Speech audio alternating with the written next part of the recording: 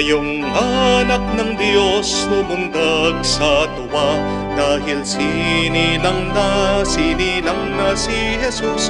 Magsimba na tayo, magpasalamat sa Ama. Salamat po binigay niyo si Jesus. Pastol sa bukirin, nagpastol mga tupa, kanila nagpakita ang anghel ng Diyos. Huwag kayong matatakot, maganda ang balita ko. Ngayong gabi sinilang ng manunubos. Ngayong anak ng Diyos lumundag sa tuwa, dahil sinilang na si Jesus. Magsimba na tayo, magpasalamat sa Ama. Salamat po binigay niyo si Jesus.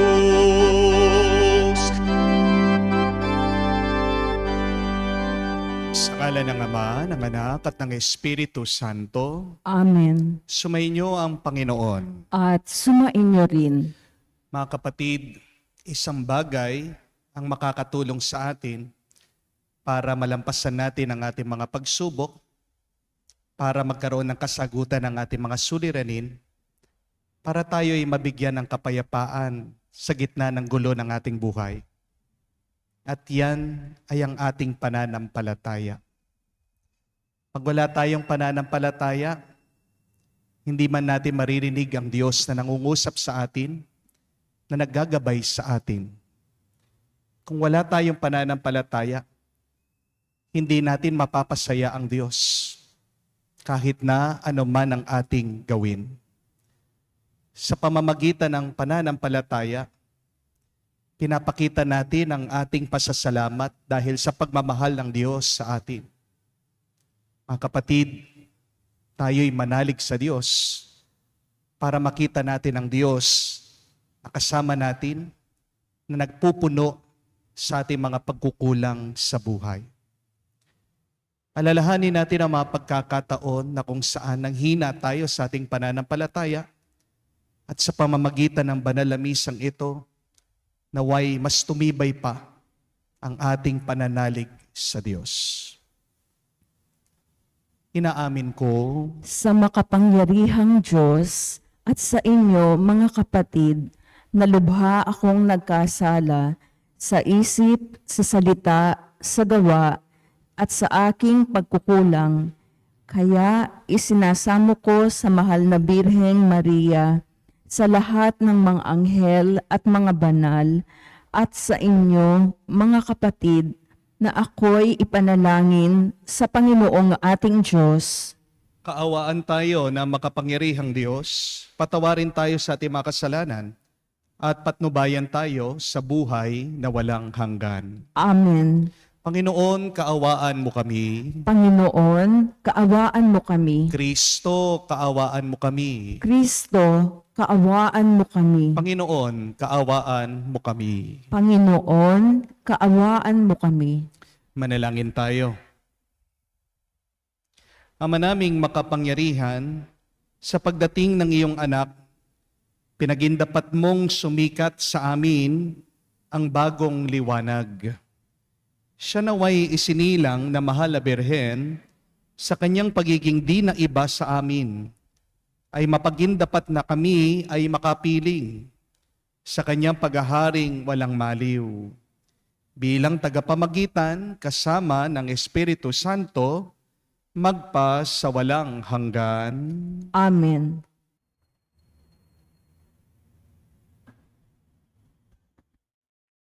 Pagbasa mula sa unang sulat ni Apostol San Juan.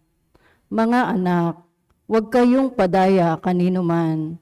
Ang sino mang gumagawa ng matuwid ay matuwid, katulad ni Kristo. Ang nagpapatuloy sa pagkakasala ay kampon ng dyablo, sapagkat sa simula pa'y gumagawa ng kasalanan ng dyablo. Ang naparito ang anak ng Diyos, upang wasakin ang mga gawa ng dyablo. Ang tinanggap ng Diyos bilang anak niya ay hindi nagpapatuloy sa pagkakasala, sapagkat siya'y may bagong buhay na galing sa Diyos. at yamang ang Diyos ang ama niya. Hindi siya maaaring magpatuloy sa pagkakasala. Dito makikilala kung sino ang mga anak ng Diyos at kung sino ang mga anak ng dyablo. Ang sino mang hindi gumagawa ng matuwid ay hindi umiibig sa kanyang kapatid, ay hindi anak ng Diyos. Ang salita ng Diyos. Salamat sa Diyos. Kahit sa ay namamalas, tagumpay ng nagliligtas. Kahit sa ay namamalas, tagumpay ng nagliligtas. Umawit ang bagong awit. Sa Panginooy ialay, sapagkat yaong ginawa niya ay kahangang tunay. Sa sariling lakas niya at taglay na kabanalan, walang hirap na natamoy yaong hangad na tagumpay. Kahit sa ay namamalas, tagumpay ng nagliligtas. Umingay ka, karangalan at lahat ng lumalangoy. Umawit ang daigdigan at lahat ng naroroon.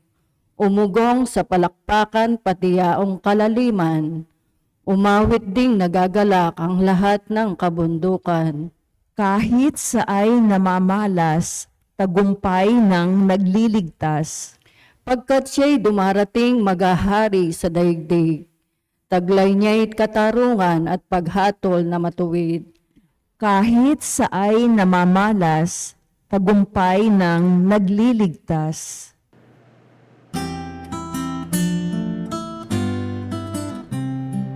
Alleluia, alleluia, alleluia,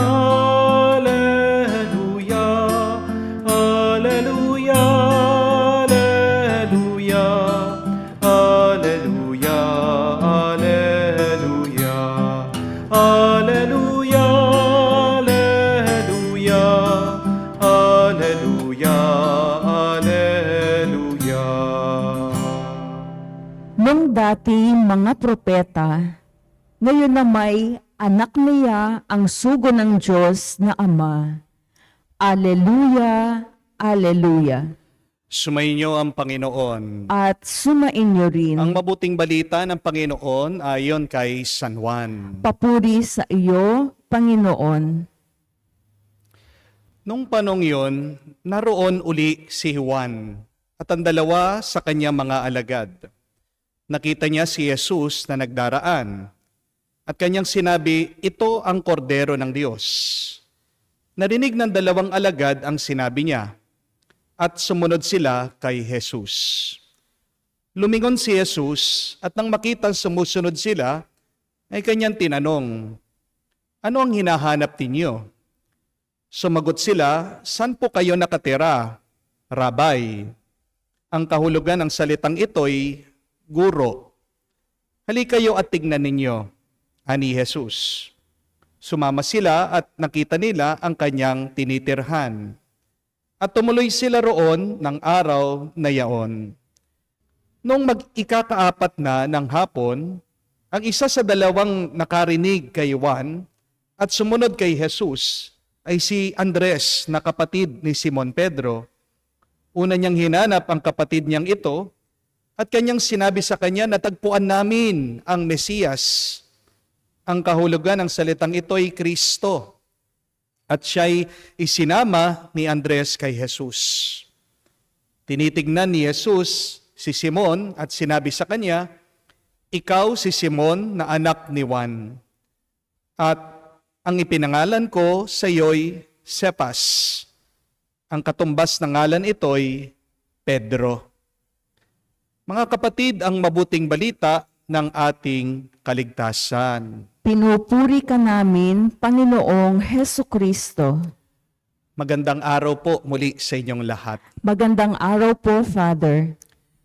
How do you know that your faith is true? Paano mo alam na tunay at totoo ang iyong pananampalataya?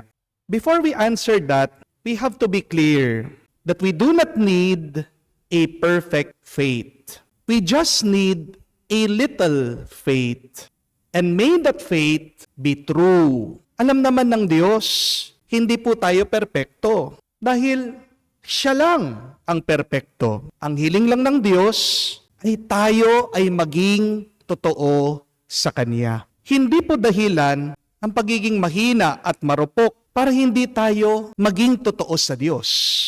Kahit na nagkakamali tayo, kahit na nagkakasala tayo, kapatid, subukan mo pa rin na maging totoo sa Diyos. The Lord will appreciate it if you are true to Him. Because remember, Jesus is concerned about the truth. Because Jesus is the truth, di ba? Si Jesus galit na galit sa mga hipokrito o mga aktor. Ayaw ng Panginoon sa mga nagbabalat kayo. Hindi natutuwa ang Diyos sa mga pakitang tao. Kaya magandang bigyan ng pansin po ito. Ano ang tanda na totoo ang iyong pananampalataya? Di bali na kung ikaw ay nagkakamali, kung ikaw ay nabibigo, pero kung totoo naman talaga ang iyong pagnanasa, na sumamba sa Diyos, na mahalin ang Diyos, na manalig sa Diyos, kapatid, sapat na yan. Ikaw ay pagpapalain pa rin ng Panginoon. First, the sign that our faith is true is when it helps us to become better persons today than yesterday. Kung hindi ka ginagawang mabuting tao at Kristiyano ng iyong pananampalataya, hindi ito totoo. Napakaganda po ng sabi ng teologo at manunulat, si Richard Rohr. Ang sabi niya, true spirituality should change you. Spirituality is not about trying to change other people. Nakakalungkot po minsan na kung sino pa yung mga religious, kung sino pa yung mga palasimba, kung sino pa yung mga madalas na nasa parokya, sila pa yung mga mapanghusga, sila pa yung mga mapanlait sa kapwa nila. Marami po akong alam, paumanhin po ha, napakadami dyan. Puno ng santo ang kanilang mga bahay. Pero kung titignan mong ugali nila, pati ang demonyo mahihiya sa kanila. Napakasama ng kanilang pakikitungo sa kanilang mga kapwa. Minsan pa nga, sila pa yung mga palaban sa aming mga pari. Noon pong nagsinod at ako po ay nag-i-interview sa aking mga parokyanos, tinatanong ko sa mga iba, bakit hindi kayo nagsisimba? Nabigla po ako sa mga sagot nila. Ang sabi ng iba, Father, paano kami magsisimba? Yung mga palaging nagsisimba dyan, mas malala pa kesa sa amin. Kung magsisimba lang kami, Father, at makikita namin yung mga hipokrito, yung mga plastic, yung mga toxic na tao sa loob ng simbahan, baka lalo pa kaming magkasala, Father. Kaya mas maganda nang hindi kami magsimba. At least, hindi nadaragdagan ang aming kasalanan. Sabi pa nga ng iba, Father, kung maghahanap ka ng mga pinaka makasalanang tao, yun yung mga nagsisimba. Ang gusto ko po sabihin sa kanila, kaya nga sila nagsisimba dahil nagpapatulong sila. Gusto ko rin po sanang sabihin sa kanila, pero hindi ko na lang tinuloy kasi baka sumakit ang loob nila sa akin. Kung palang hindi perpekto ang mga nagsisimba, at ganon din, alam mo, hindi ka perpekto, bagay ka na makisama sa parokya. Opo, alam ko, imposibleng maging perpekto. Pero harinawa, sana sa ating pagsisimba, sa ating pagdarasal, sa ating pananalangin, sa pamamagitan ng ating pananampalataya, kahit nakakunti, may nagbabago. Sino ba tayo para husgahan ng iba na hindi sila nagbabago? Nakikita ba natin kung anong nangyayari sa loob ng puso, sa damdamin ng tao? Di ba hindi? Mga kapatid, huwag mong agad husgahan yung mga taong nagsisimba, yung mga taong nananalangin. Kaya nga sila pumapasok sa loob ng simbahan. Kaya nga sila nagsisimba, kaya nga sila nagdarasal. Kasi gusto nilang magbago ang kanilang puso. Gusto nilang baguhin ang kanilang pag-uugali. Kahit pakunti-kunti lang, sapat na yan. Pwede na yan. Masaya ang Diyos. Kaysa naman sa walang pagbabago. At kaysa naman sa nagiging mas malala ang tao. Amen? Tama rin naman po, wala pong simbahan o walang samahan na perpekto. Kahit na saan kang pumunta na sekta, kita. Magpalit ka man ng religion, lumipat ka man ng grupo o simbahan, meron at meron silang problema. Meron at meron silang pagkukulang. Meron at meron silang kasalanan. At kung man makakita po kayo ng perpektong samahan o simbahan, kapatid, sinasabi ko sa iyo, pag lumipat ka dyan, pag sumama ka sa kanila, hindi na sila magiging perpekto. Hindi nagiging perpekto ang simbahan dahil lang sa iyo. Nagiging perpekto ang simbahan, anuman samahan, anumang grupo, dahil sa Diyos. Kung ito ay pagkakaloob ng grasya ng Panginoon. Amen? Kung ikaw ang nagiging sanhi ng away ng pamilya nyo o ng iyong trabaho, kung ikaw ang nagiging dahilan, bakit meron mga hindi nagkikibuan sa inyong grupo, kung ano man ang iyong ministeryo sa loob ng parokya, mga kapatid, maging honest ka naman, maging tapat ka sa iyong sarili. Sana makita mo ng pananampalataya mo ay hindi tunay, hindi totoo. Alam na alam mo, totoo ang pananampalataya ng isang tao kapag ginagawa niyang malambot ang puso nito. A true faith does not harden the heart of a believer, but true faith softens it. True faith fills the heart and the soul with love. Amen? Pero kung nagiging matigas ang puso mo at ang ulo mo, hindi na tunay, hindi na totoo ang pananampalataya mo. Kaya nga po, turo din, kung maalala nyo, sabi ni San Pablo, sa sulat niya kay Timoteo, ang sino man hindi tumutulong sa kanyang pamilya, sa kanyang mga kamag-anak, ay walang pananampalataya at mas masahol pa siya sa taong hindi naniniwala sa Diyos. A true faith should make you humble. A true faith should make you kind. You have true faith when you become more generous. Amen? Kung dahil sa pananampalataya mo, nagiging magagalitin ka, matampuhin, at mayabang, kapatid, siguro kailangan dagdagan mo ang iyong pagdarasal. But secondly, a true faith will always bring other people closer to God. Alam na alam mo, tunay ang pananampalataya ng isang tao pag hindi niya sinasarili ang Diyos. Totoo ang pananalig ng isang tao pag siya ang nagiging daan para malapit ang ibang tao kay Jesus. Hindi niyo po ba napansin itong si San Juan Bautista? Tinuro niya si Jesus sa kanyang mga alagad. Yan ang pagpapakumbaba ni San Juan. Pero meron din siyang tunay na pananampalataya. Dahil kung tunay kang nananalig sa Diyos, hindi mo ituturo ang iyong sarili. Palagi kang nakaturo, palagi mong dinadala, palagi mong nilalapit ang iba sa Panginoon. Dahil naniniwala ka, hindi naman ikaw ang magbibigay ng grasya at pagbabasbas sa ibang tao. Tanging ang Diyos lang ang nagbibigay ng mga lahat ng mabubuting bagay sa buhay na ito. At tingnan niyo po, balikan niyo ang ating ebanghelyo, napakaganda. Nung daw nakilala ni San Andres si Jesus, pagka-uwi niya, pinakilala niya yung kanyang kapatid kay Jesus, si Simon Pedro. Remember this, my dear friends, you can never give a true testimony without having an experience.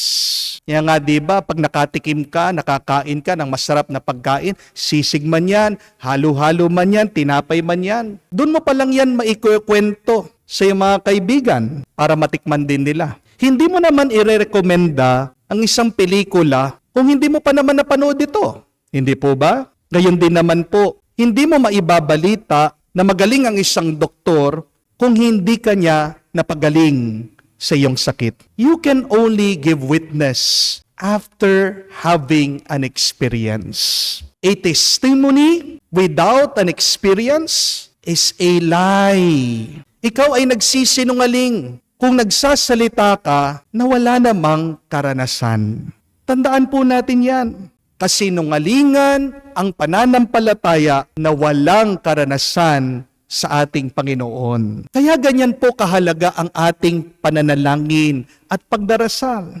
It is because by prayer and meditation, it is there that we can have a true experience of God. Hindi mo lubusan mararanasan ang Diyos kung hindi ka mananalangin. At dahil sa iyong pagdarasal, diyan titibay at magiging totoo ang iyong pananampalataya. Remember this, a person who do not pray will never have a true faith. Amen? And a person who do not pray can never bring people closer to God. Ang tao lang na talagang taimtim na nananalangin, siyang magiging daan para ang iba ay makilala ang Diyos. Magandang itanong po at pagnilayan ito ngayon. Totoo ba ang aking pananampalataya? Is my faith really true? O baka naman, nasanay na lang ako na nagsisimba. Baka naman, nakagisnang ko na lang ang pananalangin. Baka naman, ang iba sa atin ay natatakot na kutsain o laitin kung hindi tayo magdarasal. Talaga ba na totoo ang iyong pananampalataya? If you want your faith to be true, then seek God. Ang totoong pananampalataya, nag-uumpisa sa paghahanap sa Diyos at sa pananalangin. Totoo ang pananampalataya mo kung binabago ka nito at kung nilalapit mo ang ibang tao sa Diyos. So we pray to God that we may have a true faith through His help, so that we may be blessed and so that we may also be a blessing to others. Amen.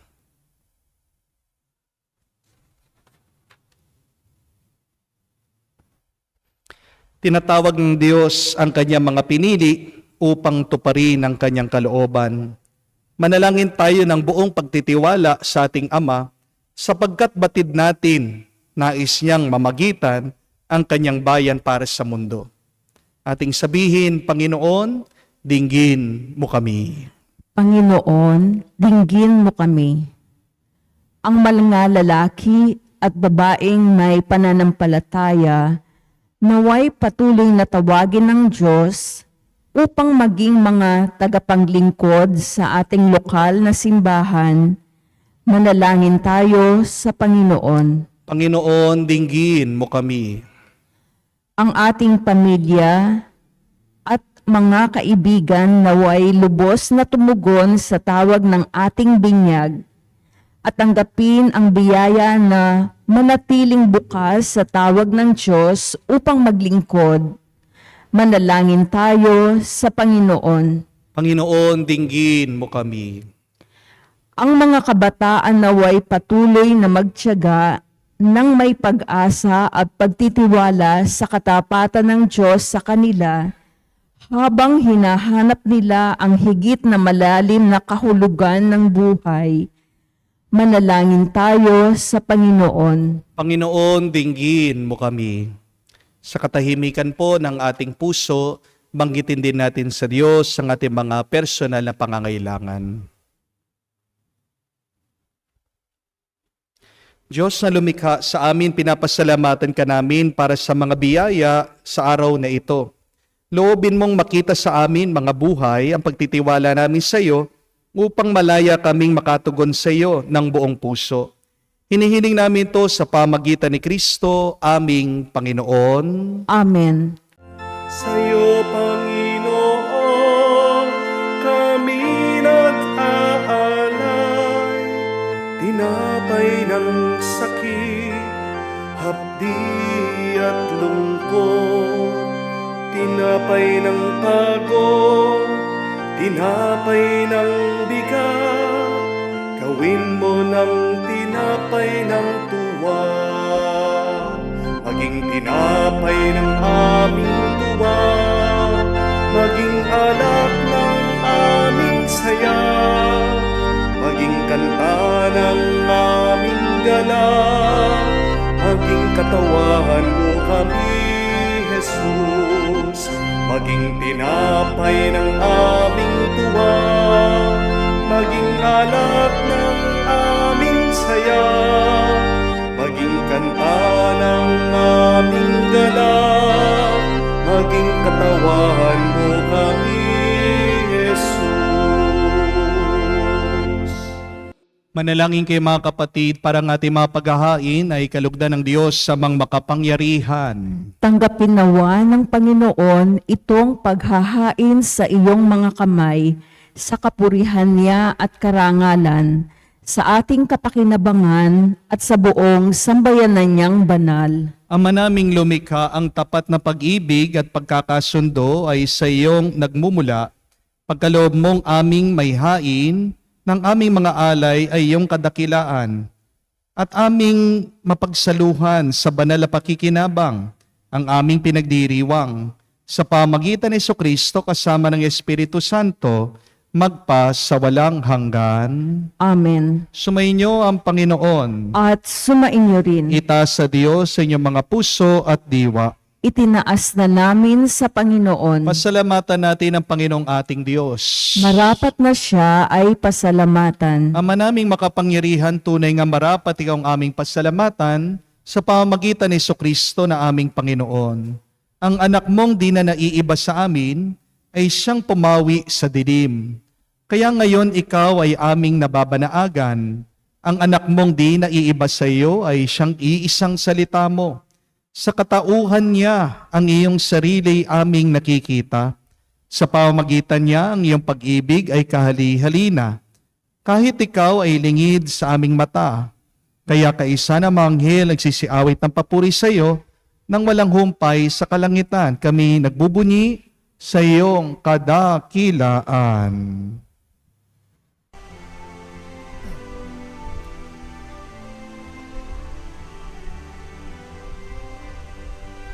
Santo, Santo, Santo, Panginoong Diyos ng mga hukbo, napupuno ang langit at lupa ng kadakilaan mo. Hosana, Hosana, sa kaitaasan, pinagpala ang naparirito sa ngalan ng Panginoon. Hosana, Hosana, sa kaitaasan. Hosana, Hosana, sa kaitaasan.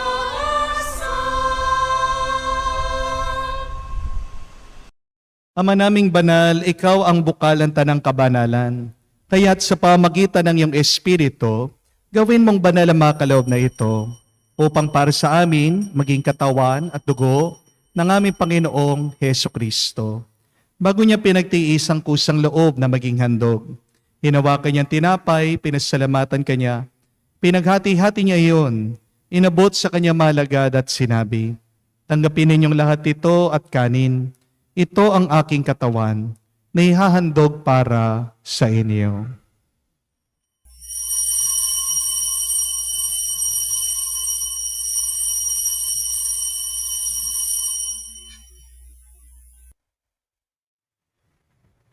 Gayon din naman na matapos ang hapunan, hinawakan niyang kalis, muli kanyang pinasalamatan. Inabot niyang kalis sa kanya malagad at sinabi, "Tanggapin ninyong lahat ito at inumin. Itong kalis ang aking dugo, ng bago at walang hanggang tipan. Ang aking dugo na ibubuhos para sa inyo at para sa lahat, sa ipagpapatawad ng mga kasalanan. Gawin ninyo ito sa pag-aalaala sa akin."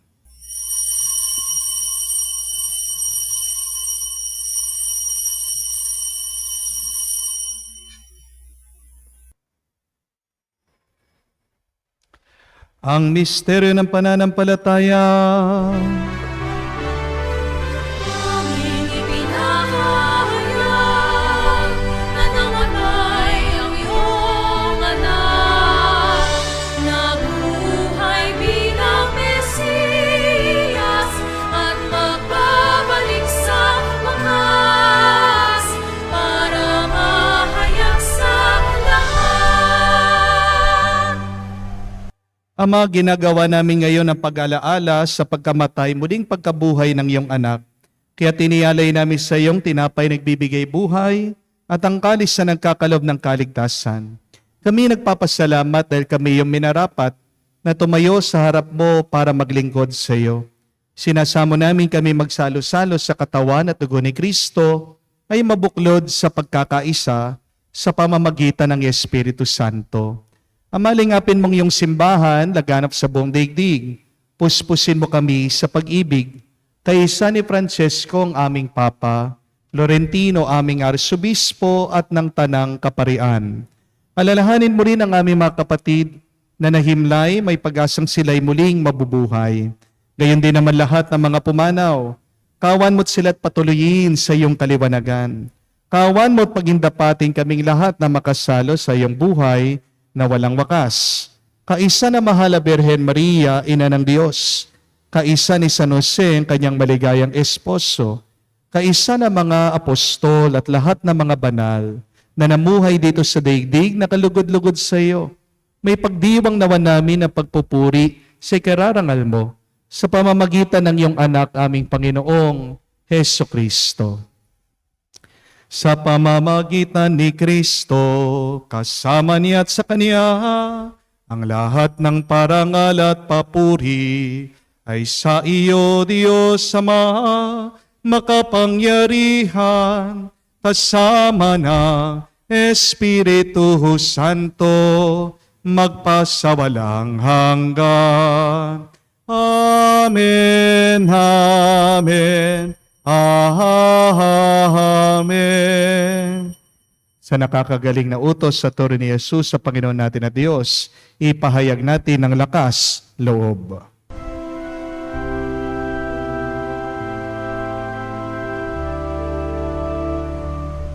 Ama namin, sumasalangit ka, sambahin ang ngalan mo, mapasa amin ang kaharian mo, sundin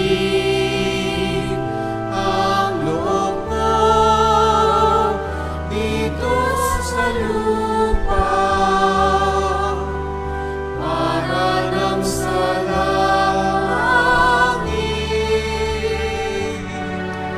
Bigyan mo kami ngayon ng aming kakanin sa araw-araw, at patawarin mo kami sa aming mga sala para ng pagpapatawad namin sa nagkakasala sa amin.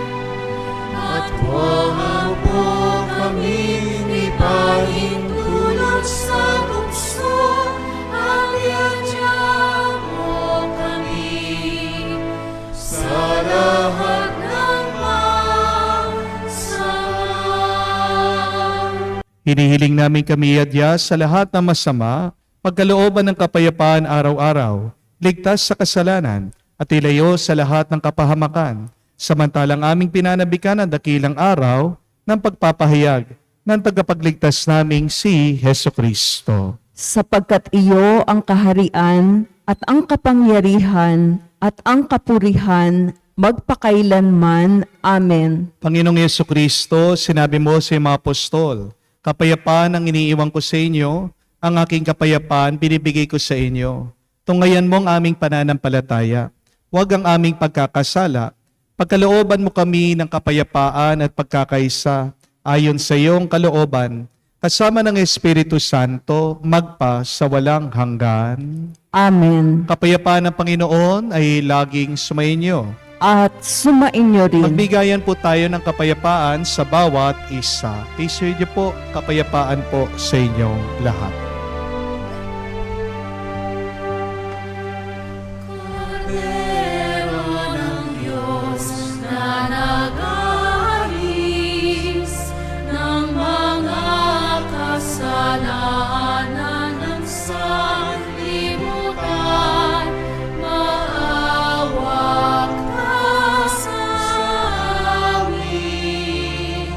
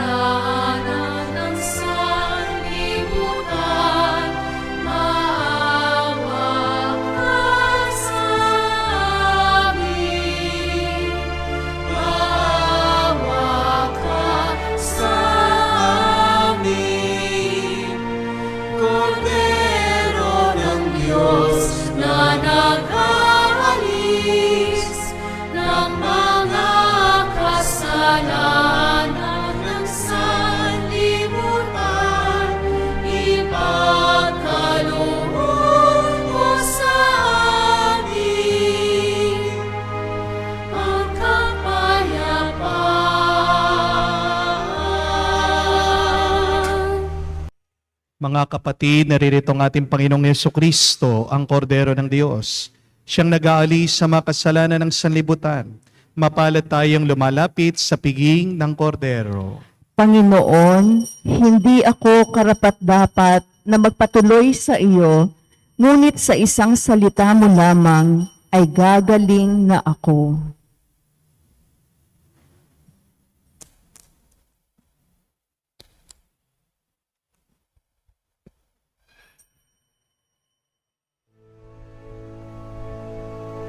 Mid the silent night, the stars are shining.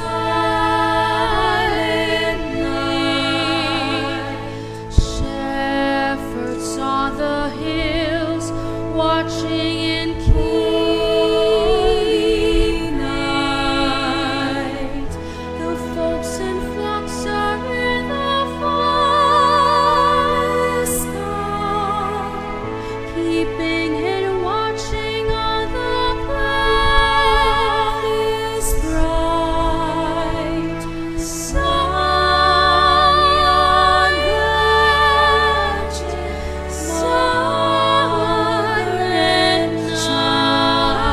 night, holy but so tender in night, sleep in peace, sleep in heaven, sleep in heavenly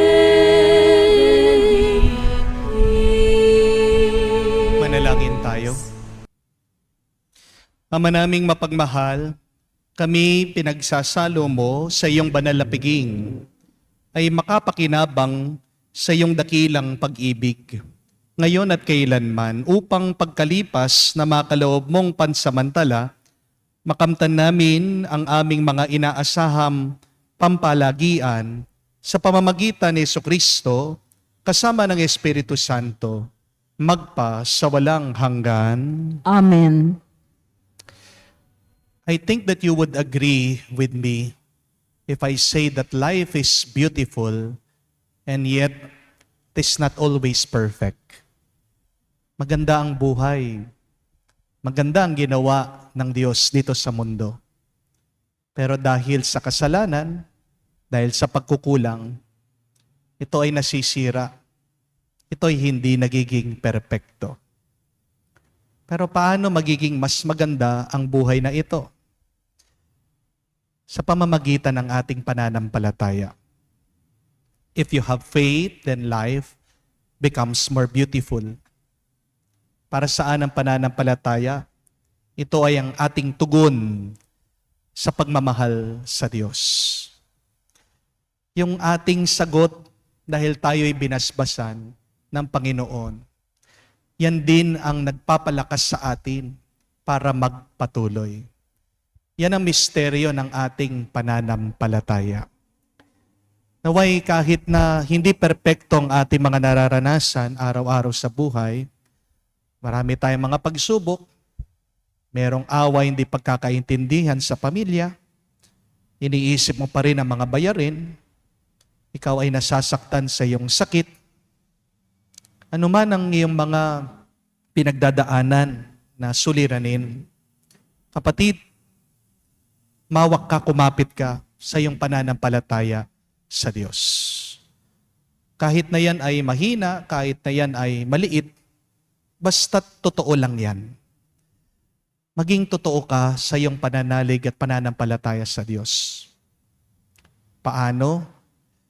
Umpisahan mo sa pagnanais na maging mabuti araw-araw. Try to do your best to be better today than yesterday. Pero pangalawa, hanapin mo, naisin mo na makasama ang Diyos at maging daan ka parang ibang tao ay makalapit sa Diyos. Na kapatid, magpapaganda sa iyong buhay, magbibigay ng gaan sa iyong kalooban, ay ang iyong totoong pananalig at pananampalataya sa Diyos.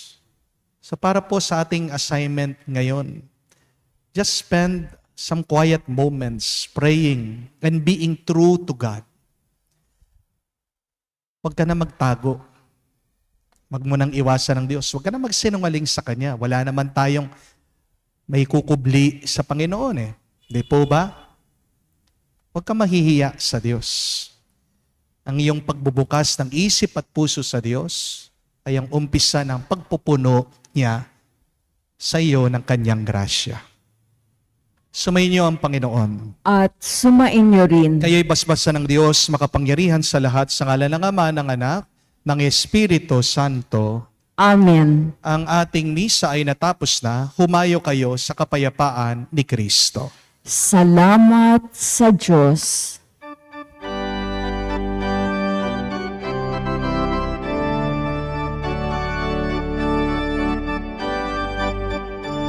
Kayong anak ng Diyos lumundag sa tuwa dahil sinilang na si Jesus.